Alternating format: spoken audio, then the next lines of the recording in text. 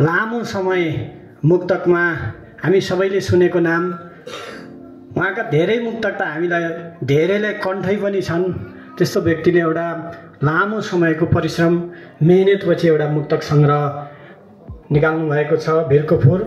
उक्त मुक्तक सङ्ग्रहलाई विमोचन लोकार्पण गरिदिनु हुन प्रमुख अतिथि आदरणीय सर्वभक्त दाई, त्यस्तै गरेर विशेष अतिथि आदरणीय प्राज्ञा हरिदेवी कोइराला दिदी, रमेश श्रेष्ठ दाई लगायत मञ्चमा रहनुभएका सम्पूर्ण अतिथिहरूलाई म हार्दिक अनुरोध गर्दछु।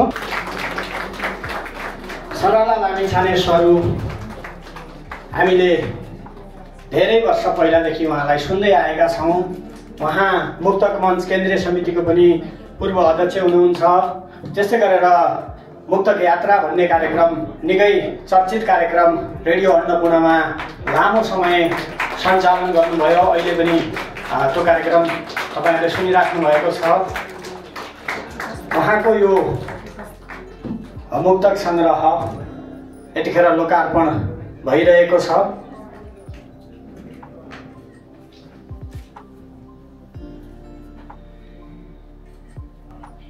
यो पुस्तक लोकार्पणसँगै अब तपाईँ हामी सबैको भएको छ। लेखिका सरला लामिछाने सरूलाई हामी सबैले नजिकबाट चिनेका छौँ। कतिपय कुराहरू उहाँको हामीलाई थाहा नहुन पनि सक्छ। सबै कुरा साङ्गोपाङ्गोसहित स्रष्टाको बारेमा स्रष्टा परिचय राखिदिनु हुन यसै संस्थाका पूर्व अध्यक्ष पनि हुनुहुन्छ आदरणीय कृष्ण देवकोटाज्यूलाई म हार्दिक अनुरोध गर्दछु।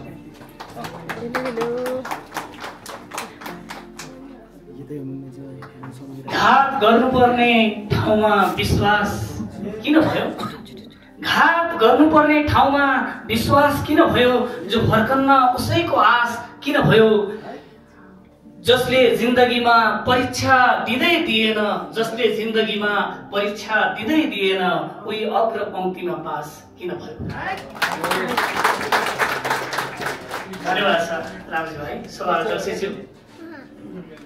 यस कार्यक्रमका प्रमुख आमन्त्रित व्यक्तित्व आदरणीय सर्वभक्तज्यू, विशिष्ट आमन्त्रित व्यक्तित्वहरू र आमन्त्रित व्यक्तित्वहरू, मञ्चमा आसीन समीक्षकज्यूहरू र आज यस भिरको फुलका स्रष्टा प्रिय स्वरूप र उपस्थित, यस कार्यक्रमलाई सभ्य र भव्य रूपमा उपस्थित सफल बनाउन उपस्थित सम्पूर्ण आदरणीय व्यक्तित्वहरू, प्रियजनहरू र नेपाली साहित्यको यो विधा र यो विधाको उन्नयनका लागि निरन्तर लागिरहने यो संस्था मुक्तक मञ्चलाई माया गर्ने र सरूलाई माया गर्ने तपाईँहरू सबैलाई मेरो तर्फबाट पनि हार्दिक स्वागत छ।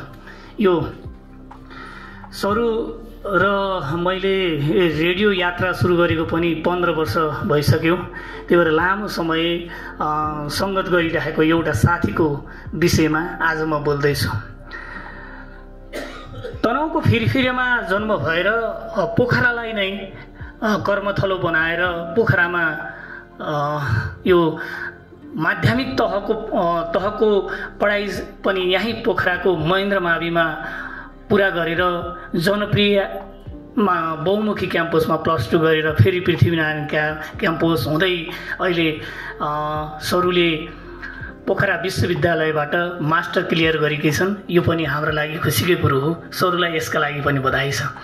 लामो समय सरू र यो पोखरासँगको सम्बन्ध र मुक्तकको सम्बन्ध मेरो पनि गजबको छ। म सरूलाई त्यो बेलादेखि चिन्छु जब साथी गोविन्द र म मुक्तक मञ्चको स्थापना हुनुभन्दा अगाडि यात्रा गरिरहेका थियौँ। हामी अक्षर यात्रामा रमाउँथ्यौँ र धेरै साथीहरू, अक्षर यात्री साथीहरू मैले देखिरहेको छु। कपिललाई देखिरहेको छु, प्रिय प्रकाश क्यावालीलाई देखिरहेको छु। हामी अक्षर यात्रामा रमाइरहँदाखेरि आदर्श समाजमा एउटा मुक्तक छापियो सरू लामिछानेको नाउँमा। त्यसपछि त्यो त्यति बेला मुक्तक लेख्ने र मुक्तक वाचन गर्नेहरूको सङ्ख्या एकदमै कम थियो पोखरामा र हामी त्यसपछि लगत्तै हामी पोखरामा मुक्तकको क्षेत्रमा क्रियाशील हुने स्रष्टाहरू र आदरणीय अग्रजहरूको सहयोग र साथले गर्दाखेरि मुक्तक मञ्च पोखरा स्थापना गर्ने 65 सालको सुरुमै वैशाखमै हामी मुक्तक मञ्चको स्थापना गर्न सफल भयौँ र लागिरहेकै थियौँ। सरूले जब आदर्श समाजमा मुक्तक छापेपछि यो को हो त भनेर साथी गोविन्द र म आदर्श समाजमै सोध्न गएको मलाई अहिले पनि भर्खर लाग्छ जस्तो लाग्छ।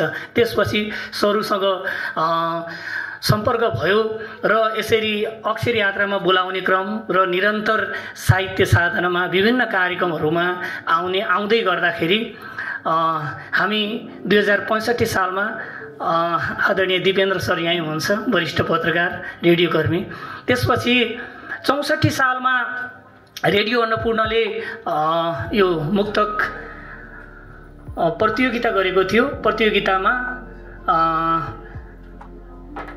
प्रतियोगी नभए तापनि साथी गोविन्द र मैले चाहिँ छोटो मुक्तक दोहोरिरहेका थियौँ यो 64 सालमा। त्यसपछि दिपेन्द्र सरले हामीलाई रेडियोमा यो कार्यक्रमलाई चाहिँ रेडियोमा लैजाउँ भन्नुभयो र हामी 65 सालको सुरुबाट नै रेडियोमा आबद्ध भयौँ र रेडियोमा यो कार्यक्रम 65 सालबाट सुरु भयो र त्यसपछि पहिला सुरुमा हामीलाई साथ दिनुभयो कृत्रिम स्याङ्जालीले र पछि कृत्रिमजीले छोडेपछि 67 सालदेखि सरलाई हाम्रै आग्रहमा सरलाजी फेरि रेडियोमा आबद्ध हुनुभयो र हामीले हालसम्म आजका मितिसम्म पनि त्यो कार्यक्रमलाई मुक्तक यात्राका नामबाट अगाडि बढाइरहेका छौँ। फुल डालीमै सुहाउँछ तोड्न सकिन, फुल डालीमै सुहाउँछ तोड्न सकिन, भाँचिएको विश्वास हो जोड्न सकिन। फुल डालीमै सुहाउँछ तोड्न सकिन, भाँचिएको विश्वास हो जोड्न सकिन। हिजो मलाई अप्ठ्यारामा साथ दिएको मान्छे, हिजो मलाई अप्ठ्यारामा साथ दिएको मान्छे, घाउ बनाउने चप्पल समेत छोड्न सकिन। धन्यवाद। यस समारोहका सभाध्यक्षज्यू, नेपाली साहित्यका उच्च धरोहर आजका प्रमुख अतिथि सरूभक्त दाजु, बिम्ब कवि रमेश श्रेष्ठज्यू, वरिष्ठ कलाकार यादवचन्द्र भुर्तेलज्यू, पत्रकारज्यूहरू, यहाँहरू सम्पूर्णमा हार्दिक नमन। जसले आजको समय वीरको फुललाई प्रदान गर्नुभएको छ, यहाँहरू सम्पूर्णमा पनि आभार प्रकट गर्न चाहन्छु। प्रिय बहिनी सरूलाई धेरै बधाई। घर सम्हाल्दै लेखनलाई अगाडि बढाउने क्रम कति कठिन हुन्छ त्यो केवल भोग्नेलाई मात्रै थाहा हुने कुरा हो र यो कठिनाई बीचमा पनि ती कठिनाईहरूलाई तोड्दै तपाईँ अगाडि बढ्नु भएको छ। हामी आशा गरौँ भविष्यमा यस्तै सुन्दर मुक्तक सङ्ग्रहहरू निस्कनेछन्। मलाई समीक्षक भनेर यहाँ उभिन लगाइयो। वास्तवमा म मुक्तकबारे त्यति जान्ने व्यक्ति होइन। केवल बहिनीको स्नेहलाई नकार्न नसकेर वीरको फुल पढिसकेपछि उब्जिएका केही पाठकीय विचारहरू यहाँ राख्ने प्रयत्न गरेको छु र यसलाई मैले नाम दिएको छु वीरको फुलको अर्गानिक सुगन्ध, जसलाई वाचन गर्ने म अनुमति चाहन्छु। सधैँ भागदौडको मजदुरी जीवनसँग लड्दै भिड्दै साहित्यका केही सावा अक्षर फुटाउने प्रयत्न जारी छ। यसैको सानो परिणाम हो वीरको फुललाई आँखा जुदाएर हेर्ने प्रयत्न। ढिलो बुझ्ने म जस्तोलाई ढिलै गरी प्राप्त यस कृतिको अध्ययनपछि पाठकीय प्रतिक्रिया यहाँ पस्कने प्रयत्न गर्दैछु, जसलाई समीक्षा भनेर नबुझिदिनु हुन पनि मैले आग्रह गरेँ। विविध साहित्यिक विधामध्ये छुट्किलो थोरै शब्दले गहिरो विषय पस्कन सक्ने विधा मुक्तक पछिल्लो समय निकै लोकप्रिय बन्दै गएको यथार्थ हामी कसैबाट छिपेको छैन। सायद यो हाम्रो कार्यव्यस्तताले निम्त्याएको बाध्यात्मक परिवेश पनि हो, जसले हामीलाई लामा साहित्यको रसस्वादनबाट वञ्चित गराउँदै लगेको छ। थोरै शब्दबाट बृहत विषय पस्कने सामर्थ्य राख्ने मुक्तक झट्ट हेर्दा 4 हरफ देखिए पनि कुनै मुक्तक पूरा गर्न त 4 महिना लागेको अनुभव सुनाउँछन् कतिपय मुक्तकारहरू। तसर्थ छोड्नु हुँदैमा लेख्न सरल छ, यो भ्रमबाट हामी सबै मुक्त हुनु जरुरी छ।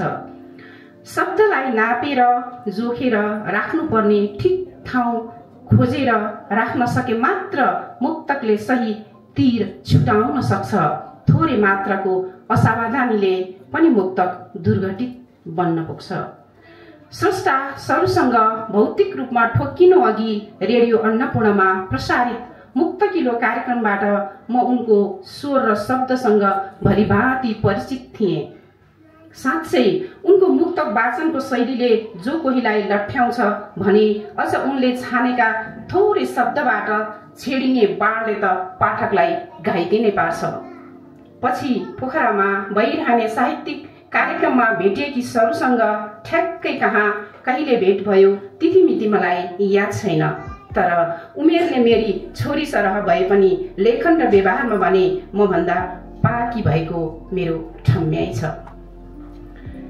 वीरको फूलको बाह्य आकार प्रकार रंग लम्बाई चौडाई मोटाइलाई थाती राखेर यसभित्र रहेको पाठकीय मनोदशामा झन्झनाहट उत्पन्न गराउने शब्द सामर्थ्यलाई थोरै भए पनि बाहिर ल्याउने प्रयत्नमा जुटेको छ मेरो कलम। संख्यात्मक दृष्टिमा जम्मा जम्मी 141 वटा मुक्तकका संग्रह हो वीरको फूल, जसभित्र विषयवस्तुको दृष्टिले घट्दो मानवीय संवेदना, वर्गीय र लैंगिक भेदभाव, स्वार्थमा परिणत हुँदै गइरहेको प्रेम, आफ्नै सन्तानबाट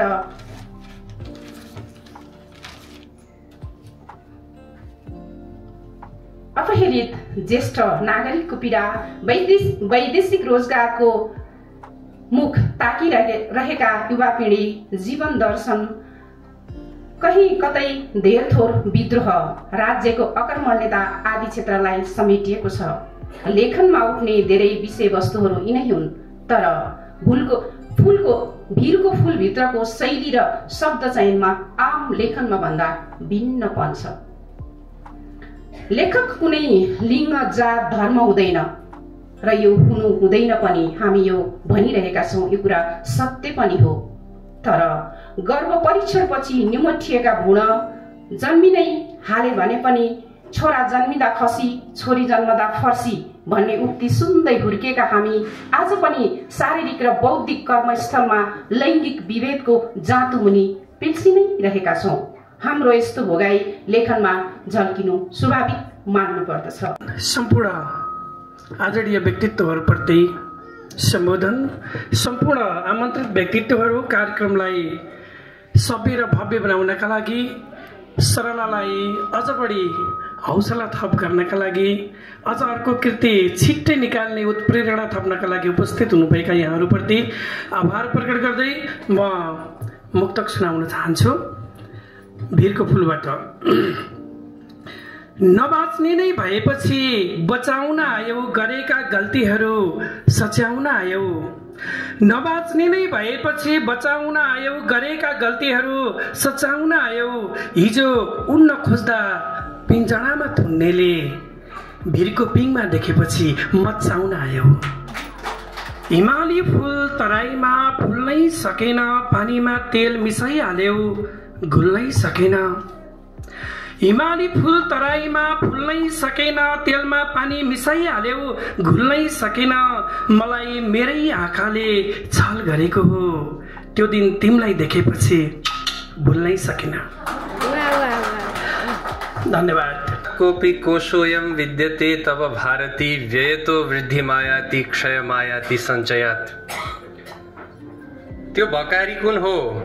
ज्ञानको भकारी, जुन जति खर्च गर्यो उति बढ्छ, जति लुकायो जति सञ्चय गर्यो त्यति घट्दै घट्दै जान्छ। उनै वाग्देवीलाई नमस्कार गर्दै म आजको यस सरु लामिछानेकृत वीरको फूल नामक मुक्तक संग्रह विमोचन समारोहका आदरणीय सभापतिज्यू, मञ्चमा उपस्थित हुनुभएका अग्रज साहित्यकार आदरणीय सरू भक्तज्यू, आदरणीय कवि कलाकार रमेश श्रेष्ठज्यू, विख्यात लोकगायिका हरिदेवी कोइरालाज्यू, कवि लक्ष्मी थापाज्यूलाई नमस्कार गर्न चाहन्छु।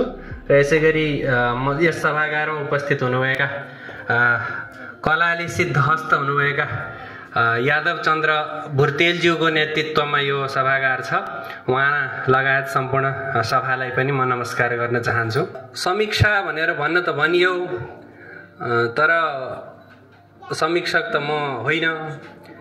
मलाई के आशा चाहिँ के थियो भने सायद अब कोही पाठक रसिकहरूलाई पनि केही बोल्न मौका दिउँ न त भन्ने विचारले मलाई भनिएको होला भन्ने मलाई विचार लागेको थियो। सरू लामिछाने बहिनीले बडा स्नेहपूर्वक प्रेमपूर्वक चाहिँ तपाईँले मेरो मुक्तक सङ्ग्रहमा केही बोलिदिनु पर्छ है भन्दाखेरि मैले नै भन्न सकिनँ। म सिक्लेस जान भनेर कुम्लो बाँधिसकेको मान्छे, रोकिएको कारणै यही कारणले हो, नत्र म सिक्लेसको चाहिँ कला कार्यशालाबाट बाटैमा हुन्थेँ होला। त्यो प्रेमको लागि चाहिँ सरू लामिछानेलाई धेरै धन्यवाद दिन चाहन्छु। र मुक्तक मञ्च केन्द्रीय समिति त्यसलाई पनि विशेष धन्यवाद दिनुपर्ने हुन्छ, किनभने मुक्तक मञ्च समिति एउटा यस्तो असाध्यै जागरुक समिति है। पोखरामा साहित्यका अनेक संस्थाहरू छन्, तीमध्ये असाध्यै जागरुक समितिमा एउटा समिति यो पनि हो। म चाहिँ 3 छक परेको कुन अवस्थामा हो भने यो हाम्रो बन्दाबन्दीको अवस्था, गुप्तवासको अवस्था थियो महामारीले गर्दा 4-5 वर्ष पहिला। त्यसमा दैनिक उहाँले चाहिँ कार्यक्रम चलाउनुहुन्थ्यो र एक दिन पनि चाहिँ त्यो कार्यक्रममा चाहिँ सहभागिता कम भन्ने भएन है, तछाड मछाड त्यस्तो चाहिँ सफल कार्यक्रम चलेको थियो र त्यसको सङ्गठनात्मक स्वरूप पनि साह्रै राम्रो विशाल भएको छ। त्यो मुक्तक मञ्च समितिलाई पनि म विशेष सम्झिन चाहन्छु। र अब आजको एउटा सजिलो पनि भयो, गाह्रो पनि भयो। सजिलो यस अर्थमा कि हाम्रो लक्ष्मी थापाज्यूले यसको समीक्षकले गर्नुपर्ने मुख्य मूलभूत कुराहरू सबै गरिदिनु भयो। यसका गुण दोषको होइन, यसका चाहिँ उदाहरणहरूको सबै प्रस्तुति गरिदिनु भयो होइन। यतिवटा 31वटा कविता चाहिँ नारीमा आधारित छन्, 141वटा छन्, यस्ता छन्, सबै उहाँले भनिदिनु भयो। भन्न बाँकी केही पनि रहेन होइन। यो सजिलो भयो कि गाह्रो भयो? गाह्रो यस अर्थमा अब समीक्षकले गर्नुपर्ने कुराहरू चाहिँ मैले गर्न पाइनँ भन्ने हो भने गाह्रो भयो। तर म जस्तोलाई चाहिँ सजिलो भयो। रसिकलाई चाहिँ के हुन्छ भने यसको पूर्वापर त्यसको चाहिँ स्वरूपलाई उसले विचार गर्दैन, उसले जहाँबाट रस लिन पायो त्यो रस लिइहाल्छ।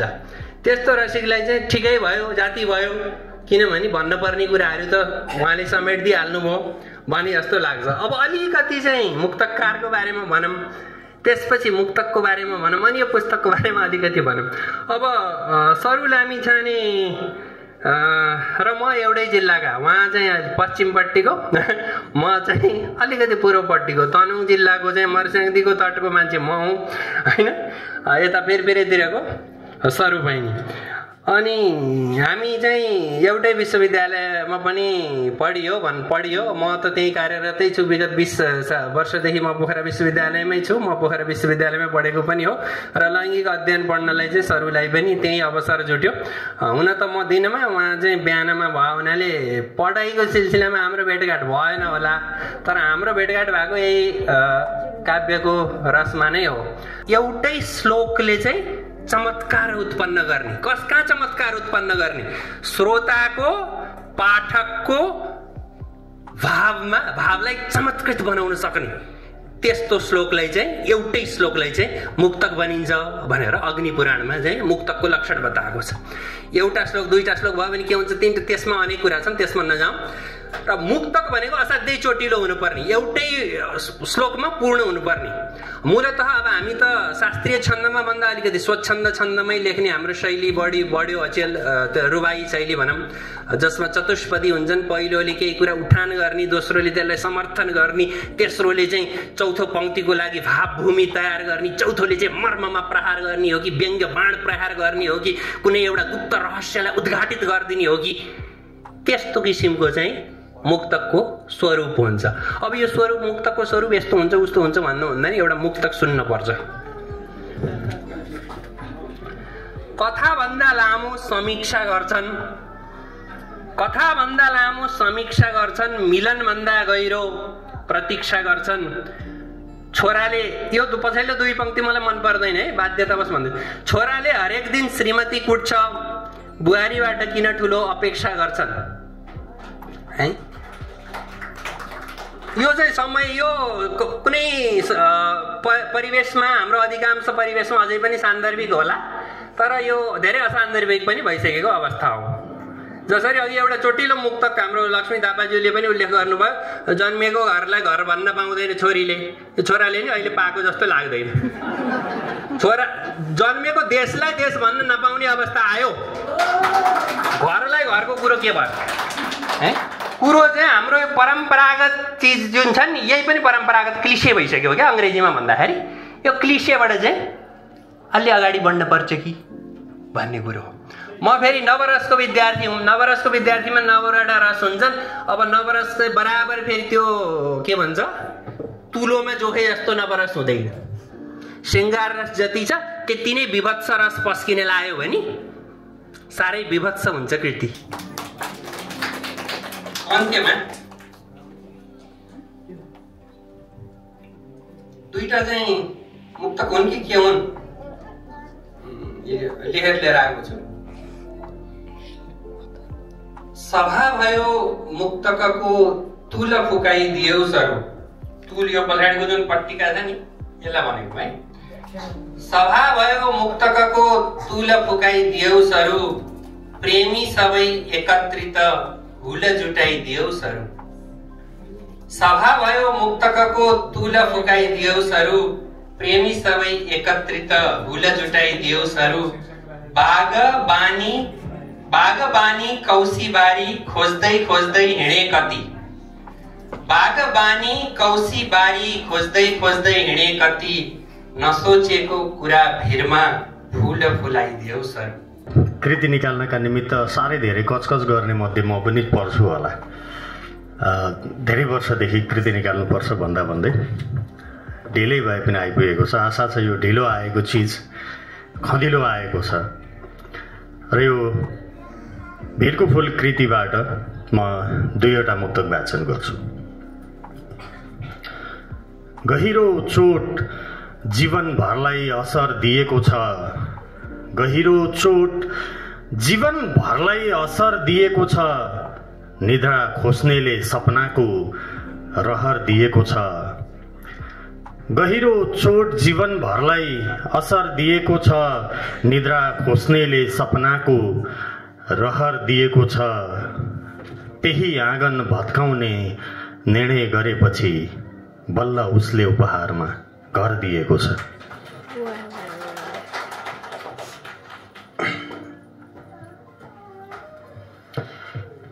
दोस्रो मुक्तक। मनभित्र छाल कहाँबाट आउँछ, मनभित्र छाल कहाँबाट आउँछ, सम्बन्धमा पर्खाल कहाँबाट आउँछ। मनभित्र छाल कहाँबाट आउँछ, सम्बन्धमा पर्खाल कहाँबाट आउँछ। सिँगै जिन्दगी पढेर कण्ठ पारिसकेँ, उत्तरै नभएको सवाल कहाँबाट आउँछ। धन्यवाद। सबैलाई हार्दिक नमन गर्दै सबैभन्दा पहिला त वीरको फूल, यो सुन्दर फूल जसले जन्मायो पहरामा, त्यो अप्ठ्यारो ठाउँमा फुलाउने स्रष्टा सरुलाई धेरै धेरै बधाई शुभकामना। सरुले मलाई अत्यन्तै माया गरेर दिदी जसरी पनि आउनुपर्छ भन्ने त्यो स्नेह भावलाई मैले नकार्न सकिनँ र एउटा कार्यक्रममा म नगइकन म सरुको कार्यक्रममा उपस्थित हुन पाएँ। अत्यन्तै खुसी लागेको छ। सरू एउटा सङ्घर्षको नाम पनि हो। सरुको सृजना पनि सङ्घर्ष गरेर भिरमा फुलेको छ। त्यो देख्दा अत्यन्तै सुन्दर हुन्छ। त्यो फुललाई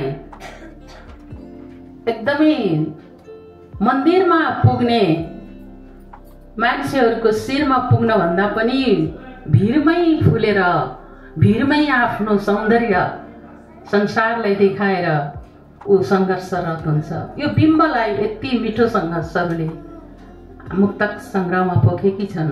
मुक्तकको कुरा गर्दा व्यासकृत अग्नि पुराणदेखि धेरै उसमा पुस्तकहरूमा हामीले पाउँछौँ। यो चोटिलो विधा, यो स्वादिलो, यो चम्किलो झिलिक्क एउटा झिल्का जस्तो, जसले मानव हृदय र अन्तर्मनलाई छुन्छ, तरङ्गित बनाउँछ। र अहिले नेपाली साहित्यको विधामा, लोक साहित्यका विधामा पनि यो मुक्तक सङ्ग्रह अत्यन्तै लोकप्रिय हुँदै गएको छ। अझ मुक्तकको कुरा गर्ने हो भने हामी जुन ठाउँमा बसेका छौँ, पोखराको सहर, पोखराको माटोले एउटा आधार स्तम्भ बनेर नेपाली मुक्तक साहित्यको क्षेत्रमा थुप्रै एउटा मिठो, एउटा ऐतिहासिक एउटा जग उभ्याएको छ। ती हिजोका दिनहरू, ती डाफे कलाका मन्दिरहरूमा, ती मुक्तकका टिकटमा मुक्तक, ती कुराहरू अहिले पनि म सम्झिरहेको छु। आफूले पनि मुक्तक वाचन गरेका क्षणहरू याद आइरहेको छ। मुक्तकको सहरमा आज सरुको भिरको फुलले यो सुन्दरता, यो उचाइलाई अझ थपेको छ। सम्पूर्णलाई यथोचित सम्मान गर्दै सरुलाई हार्दिक बधाई ज्ञापन गर्न चाहन्छु। अघि प्राञ्जलजीले बोल्दै गर्दाखेरि म साह्रै कचकचे मान्छे भन्नुहुन्थ्यो। म चाहिँ रिसाहा मान्छे। सरुलाई जन्मदिनको शुभकामना दिँदै गर्दा मैले सम्झिन्छु यही वर्षको जन्मदिनको शुभकामना दिँदै गर्दा अर्को जन्मदिनको शुभकामना दिनुभन्दा पहिला कृति विमोचनको शुभकामना दिन पाइनँ भने अर्को जन्मदिनमा फोन गर्दिनँ भनेर अडान लिने मान्छे हो म। यो मेरो माग पुरा गरिदिनु भएको छ, धेरै धेरै धन्यवाद छ। दुईवटा मुक्तक वाचन गर्छु। एउटा 127 नम्बरको वाचन गर्छु।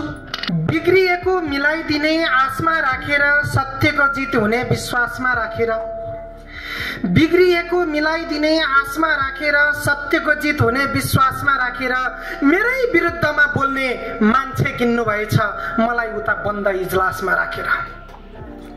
कानुनको विद्यार्थी, यति त जान्नु पर्यो सरुले नि, मेरो क्लासमेट पनि हुनुहुन्छ अहिले। अर्को 38 नम्बरको वाचन गर्छु। लाग्थ्यो फलामले कहिल्यै छुरा काट्दैन, आफ्नै हो काटे पनि पुरा काट्दैन। लाग्थ्यो फलामले कहिल्यै छुरा काट्दैन, आफ्नै हो काटे पनि पुरा काट्दैन। वर्षौंदेखि यही भ्रम पालिरहेकी थिएँ, मलाई माया गर्नेले त कुरा काट्दैन। धन्यवाद। लामो यात्राको या हात्ती हुनुहुने बाटोमा धेरै भुक्छन् मानिसहरू। तपाईँले देखिराख्नु भएको छ, जसको आवाजै छैन उसले धेरै बोलिरहेको हामीले सुन्छौँ, जसको जिब्रोमा सरगमै छैन उसले गीत गाइरहेको सुन्छौँ, जसको खुट्टामा सिपै छैन उसले फुटबल हानिरहेकै देख्छौँ। यो समाज, हामी बाँचेको समाज अलिक फरक खालको समाज हो।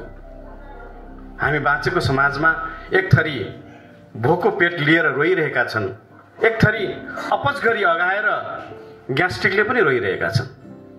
यो असमान प्रेम गीत भएको धरतीमा एउटा सुन्दर भिरको फुलको गीत लिएर आएकोमा सरू बहिनीलाई धेरै धेरै बधाई, शुभकामना दिँदै फेरि अर्को भेटमा जीवन र मुक्तकका बारेमा पक्कै पनि कुरा हुनेछ। र आज सरू बहिनीको दिन हो, उहाँलाई नै मेरो दिनको, मेरो सफलताको बाँकी शेष सम्पूर्ण सफलता पनि उनीलाई शुभकामना स्वरूप अर्पण गर्दै बिदा हुन चाहन्छु। सबैको नमस्कार। यस पुस्तक विमोचन समारोहका अध्यक्षज्यू, मेरो पुस्तक विमोचनलाई सभ्य र भव्य बनाइदिन पाल्नुहुने आदरणीय आजका प्रमुख व्यक्तित्व सरूभक्त दाजु, आजका प्रमुख व्यक्तित्व आदरणीय दिदी हरिदेवी कोइरालाज्यू, मञ्चमा आसीन दाजु कवि कलाकार दाजु रमेश श्रेष्ठ दाजु, र आजका वक्ताद्वय शिव दाजु र लक्ष्मी दिदी, र मैले देखिरहेकी छु, सबैजनालाई देखिरहेकी छु, अग्रज व्यक्तित्वहरू देखिरहेकी छु। मेरो यस पुस्तकलाई सुन्दर आवरण प्रदान गरेर स्नेहले मेरा रचनालाई सुन्दर आवरण बनाइदिनु हुने अग्रज यादव चन्द्र भुटेलज्यू र र मेरा बिग्रिएका अक्षर टेढामेढा अक्षरलाई ती सुन्दर बनाइदिनु हुने आदरणीय प्रेमनारायण ढकाल दाजु रुपिन्द्र दाईलाई पनि मैले सम्झिरहेकी छु।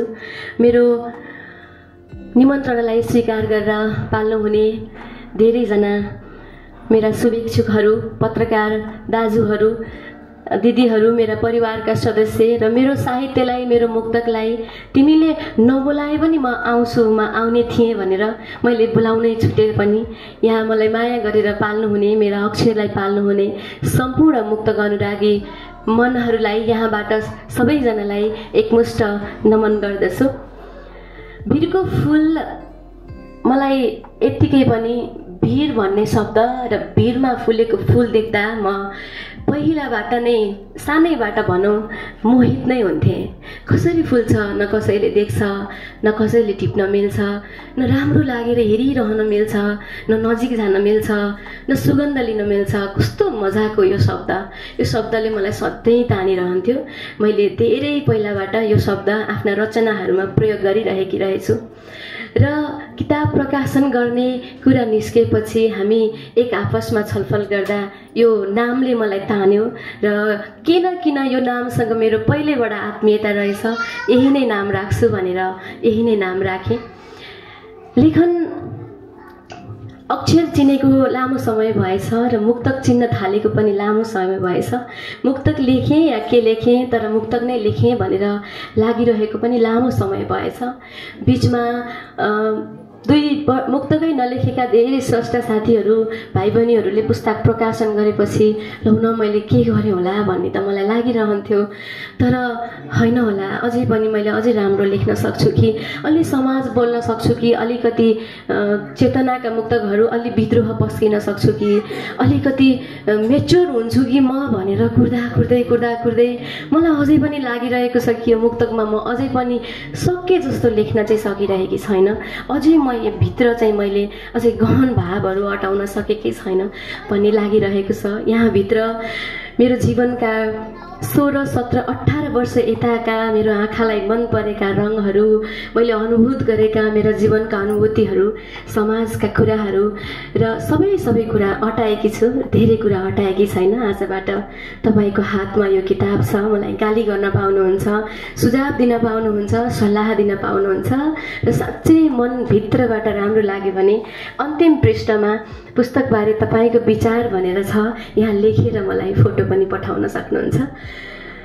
र किताब प्रकाशन वास्तवमै एकदमै गाह्रो कुरा रहेछ। मैले यति अलिक सामान्य नै सोच्थेँ र यो पुरै माइन्ड मेकअप नगरिकन सरुभक्त दाजु समक्ष पुगेर दाइ निकालौँ क्या हो किताब त भनेर दाइले दिनुभएको हौसलाले चाहिँ म त्यही दिनबाट पुरै मोटिभेट भएर होइन म किताब चाहिँ निकाल्छु भनेर त्यहाँबाट धेरै हौसला सङ्गालेर ल्याएको अस्ति भर्खर मात्रै नै हो। 1 महिना पनि बितेको छैन र दाजुले कति मिठो शब्दबाट मलाई शुभकामना दिनुभयो र हामीलाई पनि त्यस्तो लाग्छ सरू लेखक कहिल्यै पनि सधैँ सिकिरहने हो भनेपछि ए ल ठिक छ म सक्छु होला भनेर आँट गरेकी हुँ। 8-9 वर्ष अगाडिबाट नै म निकाल्छु भन्ने प्रयत्न गर्दा गर्दै बल्ल बल्ल बाँकी किताब हजुरहरूकै हातमा छ। यहाँहरूको माया सद्भाव शुभेच्छा र सद्भावले अझै अगाडि बढ्ने प्रेरणा पक्कै पनि मैले पाउनेछु। यो लेखनको क्रममा मलाई सुरुवातबाट नै लेखनको सुरुवातमै यहाँसम्म उभिनको लागि मलाई प्रेरणा दिने पोखराको साहित्यिक संस्था अक्षर यात्रा, मेरो आफ्नै संस्था मुक्तक मञ्च पोखरा, गजल सन्ध्या, पोखरेली युवा सांस्कृतिक परिवारमा प्रत्येक दिन शनिबार म बिहानै 4 बजे उठेर 3 बजे उठेर घरको काम भ्याएर म निस्किन्थेँ र बेलुका अँधेरो भएपछि मात्रै घर पुग्थेँ। सधैँ हिँड्थेँ। ती दिनहरूले मलाई लागिरहन निरन्तर लागिरहन यहाँसम्म ल्याएको रहेछ। अहिले बल्ल मलाई त्यो ऊर्जा चाहिँ अहिले त्यस्तो पो रहेछ, किन म त्यसरी दौडिएँ होला याद आइरहन्छ। र पुस्तक प्रकाशन गर्नुपर्छ कि भनेर बेला बेलामा झकझकाइरहने, मलाई पुस्तक प्रकाशन गर्नुपर्छ है भनेर धेरै साथीहरूले धेरै मोटिभेट गर्नुभयो। प्राञ्जलजीले भन्नै सक्नुभयो र यो किताबलाई सबै जे छ यहाँ सबै मिलाइदिने र हरेक कुराको साथ सहयोग दिने क्या ढकालज्यूलाई धेरै सम्झिरहेकी छु मैले यहाँबाट नै। मलाई वाचनको धेरै धेरै शुभकामना पुस्तकको पछाडि दिनुभएको शुभकामनाले पनि म एकदमै पुलकित भएकी छु। वाचनमा धेरैले मलाई मन पराइदिनु भएको छ। यसको श्रेय मैले रेडियो अन्नपूर्णलाई पनि दिन चाहन्छु। सबै मलाई धेरै नै माया गर्नुहुने, सामाजिक सञ्जालहरूमा शुभकामनाका ओइरो दिनुहुने, बधाई दिनुहुने र यहाँ आएर यस सपेर भव्य माहौललाई अझै सुन्दर बनाएर भिरको फुलमा सुगन्ध थपिदिनुहुने सबैलाई हार्दिक आभार व्यक्त गर्दै आजको यस भव्य समारोहबाट म पनि बिदा हुनुभन्दा अगाडि वाचन पक्कै गर्छु। हुन्छ। उनीहरू भगवान हुन् भनेर सघाएनौ, आमाका फोरामा कहिल्यै तेल लगाएनौ। उनीहरू भगवान हुन् भनेर सघाएनौ, आमाका फोरामा कहिल्यै तेल लगाएनौ। हजुर अक्षर कोरेरै पेट भर भन्नुहुन्छ, बाले माटो केलाउँदा त हामी अगाएनौ। शिवराजीको अनुरोधमा 78 नम्बरको मुक्तक वाचन गर्छु म। सकेसम्म सत्य तथ्य खबर नलेख्नुहोस्, त्यहाँ मेरा कुनै अन्तिम रहर नलेख्नुहोस्। सकेसम्म सत्य तथ्य खबर नलेख्नुहोस्, पत्रकारज्यू भरत दाइ। सकेसम्म सत्य तथ्य खबर नलेख्नुहोस्, त्यहाँ मेरा कुनै अन्तिम रहर नलेख्नुहोस्। आत्महत्या गर्न बाध्य जसले बनाएथे, तिनको नाम समाचारमा सकभर नलेख्नुहोस्। धन्यवाद छ र फेरि पनि धन्यवाद छ। धेरै धेरै बधाई एवं शुभकामना व्यक्त गर्न चाहन्छु। आजको यो कार्यक्रममा टिप्पणीकारहरू भनौँ या समीक्षकहरू लक्ष्मी बहिनी र शिव सङ्कल्पले मुक्तकार र मुक्तकको विषयमा आफ्ना गहन मन्तव्यहरू दिइसक्नु भएको छ। लक्ष्मी बहिनीले मुक्तकको महिमा, औचित्य, महत्त्व र यस सङ्ग्रहभित्रका मुक्तकका क्षमता सबैको बारेमा विशद रूपले यहाँ आफ्नो पत्रमा व्यक्त गरिसक्नु भएको छ। अब आफूलाई रसिक भन्ठान्ने हाम्रा शिव सङ्कल्प जीले पनि व्यक्त गरिसक्नु भएको छ। अब यो रसिकहरूलाई एउटा कुरा थाहा हुँदैन जस्तो लाग्छ। त्यो भौराहरू रसिक हुन्छन् नि, फुलबाट रसहरू टिप्दै लगेर मह बनाउँछन्। मह मिठो हुन्छ, हामीले खान्छौँ, त त्यो फुललाई कति पीडा हुन्छ होला, त्यो सबै रस निकालिँदा भन्ने कुरा चाहिँ ख्याल राखिँदैन। त्यसले यो मुक्तकार र स्रष्टाहरूको एउटा फुल जस्तो जीवनमा पनि यस्ता घटनाहरू घटित भइरहन्छन्। साँच्चै नै उहाँहरूले भन्नुभयो जस्तै कुनै पनि कृतिमा, कुनै पनि सिर्जनामा दोषहरू देख्न एउटा पर्फेक्सनको एउटा अत्यन्त परिष्कारवादी, नेपाली साहित्यमा परिष्कारवादी एउटा धार पनि थियो। लेखनाथ, कवि शिरोमणि लेखनाथ पौडेलको साहित्यमा परिष्कार महत्त्वपूर्ण हो कि होइन भन्ने बहस त्यसै बेलादेखि चलिआएको। कतिपय साहित्य यति परिष्कृत हुन्छन्, शैलीगत रूपले, छन्दगत रूपले, भावगत रूपले, सबै रूपले अत्यन्त परिष्कृत हुन्छन्, तर शुष्क पनि हुन्छन्।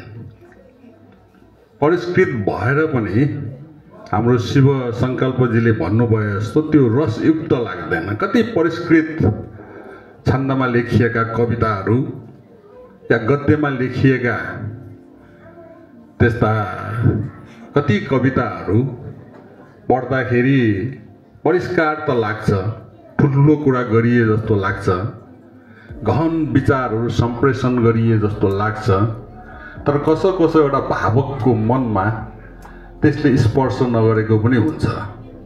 कसैलाई गर्ला, तर अधिकांश भावकहरूलाई, पाठकहरूलाई स्पर्श नगरेका उदाहरणहरू पनि छन्। त्यसैले यो साहित्य कस्तो हुनुपर्छ, साह्रै परिष्कृत हुनुपर्छ कि या ठिक्कैको हुनुपर्छ कि या कुन शैलीले लेख्दाखेरि त्यो मिठो राम्रो हुन्छ। अब कथाभन्दा लामो समीक्षा हुनुहुन्न भने मुक्तकभन्दा लामो पनि त हुनुहुन्न होला। मुक्तक त झन् सबभन्दा छोटो मिठो हुनु नै मुक्तकको परिभाषा भनेर यहाँ यसको अब अग्नि पुराणदेखिका मुक्तकका परिभाषाहरू दिइएको छ। त्यसैले एउटा खुसी के भने सरु बहिनीको सबैले ढिलो भने म त त्यति ढिलो भयो जस्तो लाग्दैन। कति नै उमेर गएको हो र ढिलो भयो भन्नु। त्यसैले समयमा, ठिक समयमा, सायद आजभन्दा 5-7 वर्ष अगाडि आएको भए जुन परिमार्जनको कुरा, जुन एउटा रसको कुरा, उत्कृष्टताको कुरा यहाँ गरिएको छ, त्यस्तो नहुन पनि सक्थ्यो कि। त्यसले ठिक समयमा यो मुक्तक सङ्ग्रह आएको छ, भिरको फुल। त्यसैले म बहिनीलाई धेरै शुभकामना दिन चाहन्छु। र यो मुक्तक, नेपालमा मुक्तक भन्नु र पोखरा भन्नु एक प्रकारले पर्यायवाची शब्द जस्तो कुनै समयमा भएको थियो। त्यसबारे हरिबहिनीले चर्चा पनि गर्नुभयो। 2035 सालमा पोखरेली युवा सांस्कृतिक परिवारले देशमै पहिलोपल्ट टिकटमा मुक्तक कार्यक्रम भनेर टिकट काटेर मुक्तक सुन्ने परम्परा र देशभरिका प्रख्यात मुक्तकारहरूलाई बोलाएर प्रत्येक वर्ष मुक्तक वाचन कार्यक्रम गर्ने, जसको नामै टिकटमा मुक्तक कार्यक्रम भनेर राखिएको थियो, त्यो परम्परा सुरु भएपछि देशव्यापी रूपमा मुक्तक र पोखरा एकअर्काको पर्यायवाची शब्द जस्तो भएको थियो। र त्यो त्यस्तो समय थियो जुन समयमा ठुला लेखकहरूले धेरै काव्य महाकाव्यहरू रचना गर्नुहुन्थ्यो, तर मुक्तकमा कम मात्र ध्यान दिइएको समय थियो। मुक्तक रचना गर्नु त्यति महत्त्वपूर्ण, मुक्तकलाई महत्त्वपूर्ण एउटा काव्यात्मक विधा हो भनेर हुन त अब अग्नि पुराणदेखि लिएर मुक्तकको महिमा गान गरिएका परिभाषाहरू त थिए, तर ती परिभाषाहरू भएर पनि मुक्तकप्रतिको त्यो अनुराग त्यस बेलाका ठुला कवि लेखकहरूमा थिएन। तर पछिल्लो समयमा यहाँ पोखरामा विशेष गरेर टिकटमा मुक्तक कार्यक्रम सुरु भएपछि अनि ती ठुला लेखकहरूले पनि मुक्तकलाई महत्त्व दिनुपर्ने रहेछ, मुक्तक लेखनको पनि महत्त्व हुने रहेछ भन्ने कुरालाई अनुभूत गरेर मुक्तक लेखन गर्न थालेको कुरा यहाँहरूलाई विदितै छ। र यो मुक्तक लेखनमा अग्नि पुराणदेखि परिभाषाहरू दिइएको हामीले अहिले खोज अनुसन्धानले सिद्ध गरेको छ। तर नेपाली मुक्तकमा अहिले जुन प्रकारका मुक्तकहरू लेखिएका छन् अथवा सरु बहिनीका मुक्तक लगायतका अहिले देश विदेशमा रहेका मुक्तकारहरूले जुन शैलीका मुक्तकहरू लेखिरहेका छन्, त्यस्तो किसिमको मुक्तकको लेखनको आरम्भ भएको त मात्र कति 70-71 वर्ष भयो। 2010 सालमा भीमदर्शन रोकाले मुक्तकै नाम नदिएर यो रुवाई छन्दमा, रुवाई शैलीमा कविता लेखन, 4 हरफका कविता लेखन गर्न थालेपछि अनि त्यसलाई यो मुक्तक हो भनेर रुवाई शैलीको प्रभाव थियो, त्यो ABA शैलीमा लेखेका थियो। परम्परागत त्यो जुन संस्कृतबाट आएको मुक्तक लेखनको परम्परा छ त्योभन्दा अलिकति भिन्न, तर 4 हरफमा लेख्ने एउटा नवीन शैली जुन अरबबाट नेपाल भित्रिएको थियो। भारत या उर्दू साहित्य र हिन्दी साहित्य हुँदै भीमदर्शन रोकाले र त्यसपछि अरू केही त्यस बेलाका समकालीन साहित्यकारहरूमा नेपालमा भित्र्याउनु भएको थियो। त्यसपछि अहिलेको यो शैलीको मुक्तक जुन अहिले सबभन्दा बढी प्रख्यात छ ABA शैलीको, अब यो शैलीको मुक्तक लेखन 71औं वर्षमा हामी छौँ यो शैलीको मुक्तक लेखन।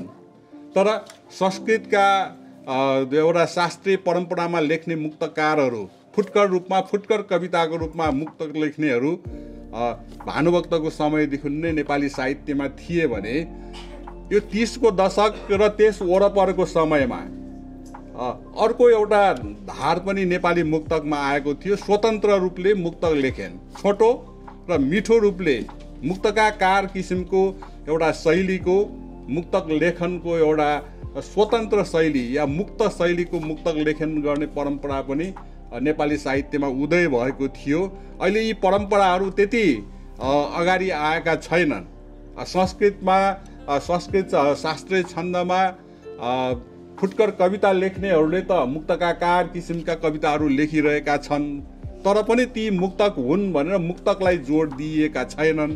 तर स्वतन्त्र रूपले लेख्ने मुक्तकारहरू जस्तो अशेष मल्लको अज्ञात प्रदेशहरूमा भन्ने एउटा मुक्तक सङ्ग्रह छ, त्यो 30 को दशकमा नै प्रकाशित भएको र त्यस मुक्तक सङ्ग्रहका कुनै पनि मुक्तक अहिलेको यो परम्परा अनुसार लेखिएको छैन, स्वतन्त्र रूपले लेखिएका छन्।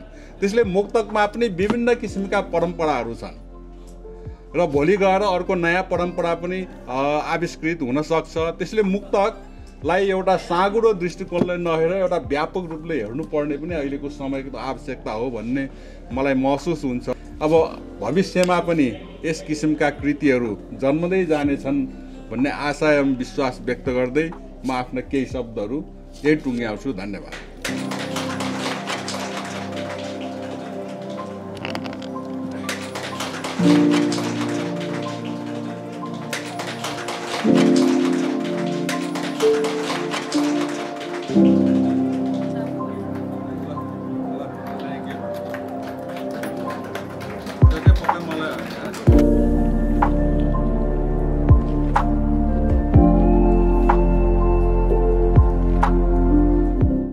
आफूलाई स्थापित गराउने एउटा कुशल नाम सरला लामिछाने सर हो र बहिनीलाई धेरै धेरै बधाई भन्न चाहन्छु। र यो प्रकाशनको जिम्मा मुक्तक मञ्च केन्द्रीय समितिलाई दिनुभएकोमा त्यसको लागि पनि संस्था र म अध्यक्षको तर्फबाट धन्यवाद दिन चाहन्छु।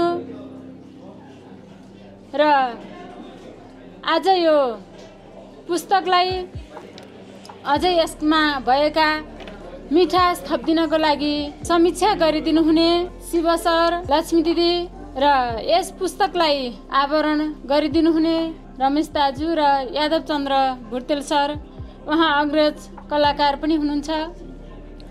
र मुक्तक मञ्चलाई अत्यन्त माया गरेर पाल्नुहुने सम्पूर्ण हजुरहरू, पत्रकार मित्रहरू, साहित्य सङ्गीत प्रेमीहरू र